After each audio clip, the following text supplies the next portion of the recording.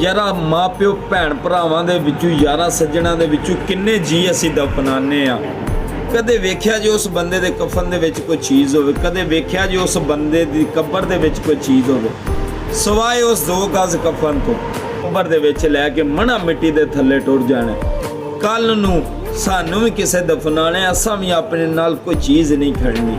उंजी हाली कबर होनी है, नसीब होनी है, नहीं होनी है अल्लाह दी ज़ात बेहतर जानदी। 2 गज भी नसीब होना नहीं होना अल्लाह दी ज़ात बेहतर जानदी। फिर इस गल नूं जानदे होंदियां भी यार साडे माँ प्यो जेड़े भैन भरा यार सज्जन इस दुनिया तो गए ने, उन्हां अपने नाल कोई चीज़ नहीं खड़ी। फिर असीं क्यों इन्ने पत्थर दिल हो गए, क्यों इन्नी एक दूजे वास्ते नफरत दिल दे विच लैके बैठे हैं, क्यों साडे दिल दे विच हमदर्दी नहीं किसी वास्ते।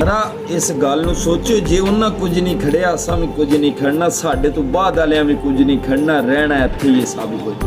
फिर एक दूजे नाल मुहब्बत करया करो, एक दूजे नाल प्यार वंडिया करो, नफरत नूं छड्डो। इस्लाम दा दर्स ही मुहब्बत गिलाना है, इस दर्स नूं तुसीं वधाओ।